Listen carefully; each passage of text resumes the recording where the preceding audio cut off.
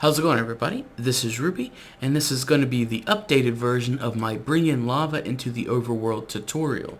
Now, what's going to be different this time is we're going to be using tesseracts, liquid tesseracts, to be precise, and then we're going to also be using different things every once in a while, like, magmatic engines and such. So the first thing you're going to want to do is set up a tank. Now, you can just have the tank go straight into your pipes. However, if the lake that you're pumping the lava out of in the Nether runs out of lava, then all your machines are going to turn off, which you don't want. You'll want a tank for some kind of buffer, just to make sure you have enough time to go move your lava setup if you notice it ran out. So let's go ahead and hop over to the Nether. And I just have a Mistcraft book so we can easily get to the pump spot. And here I just have a little platform with a pump. Now this one doesn't have its hose all the way down yet because I just placed it a little while ago. But what we're going to go ahead and do is just set it up. Now, I don't have a roof on here. If you were playing this in normal survival, Minecraft, you're gonna want a roof on here, just so gas don't shoot and blow up your pump or anything like that. So redstone energy conduit right here. Then we're going to wrench the engine around to face the redstone energy conduit. And then we're going to bring these up. This one up. I forgot you don't have to shift on that one. And we're going to connect it like so. Now we're going to go ahead and wrench the redstone energy conduit so that we get the arrow facing away from the engine with the orange color. Now this is going to take the power and then put it into the pump. And since this magmatic engine is butted right up against the pump, it's going to automatically fill it with lava. Now you will have to give this thing a kickstart of lava like I just did, and then from there on, some of the lava that the pump takes will get supplemented into here. The next thing we're going to want to do is hook up some liquid ducts and a liquid tesseract here. Now we're going to set this to owner only and send, and set it to the 1 frequency, which was my the tesseract's frequency on top of the Zycraft tank back on the flatlands. So now the next thing you're going to want to do is, of course, put a roof on here, but you will need a chunk loader, spot loader, something to keep these chunks loaded, because as soon as I even leave these chunks, let alone leave the Nether, it's going to stop pumping lava. There's not going to be any more lava coming through. So I'm just going to throw down a chunk loader, and you can even do it to 1 chunk if you'd like. It works better with 2 chunks being selected, and of course you don't want to set it much higher, especially on servers, because if I just keep all these chunks loaded, that is ridiculous. You would probably kill the server. So you only really need 2 chunks loaded, and you can even see that 2 chunks is pretty much this entire lava lake here that I chose. So we're going to go ahead and hop back over to the flatlands and go back through the portal and destroy it so it doesn't keep making that annoying noise.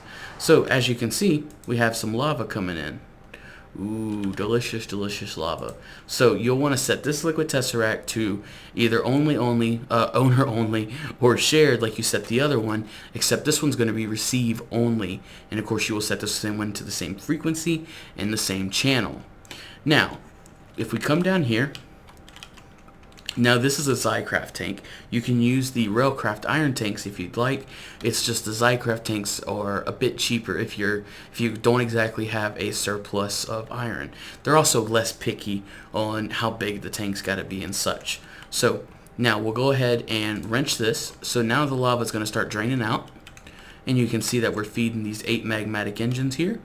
Now this will produce MJ power for us. So if you have a lot of engines that run off of MJ, or a lot of machines that run off of MJ, this is great. You can also use the power converters. Like for example, if I look up a BC consumer, you can see that this would take the Buildcraft power, like so. And it's even got an interface. So if we go to, and we get an energy bridge, wherever it's at, there it is. And then we can take a IC2 producer. You can see that we got the IC2 high voltage consumer, producer, extreme voltage consumer, and producer. So you can set up the energy bridge and then grab the EV producer, and then you could feed this like into a matter fabricator, like so. Oop. click it with nothing. There you go. And you can see it's getting charged. This is what I do in my personal LP world, but I have 128 magmatic engines, and that helps supplement my matter fabricator. And then I have like 10 ultimate hybrid solar panels as well.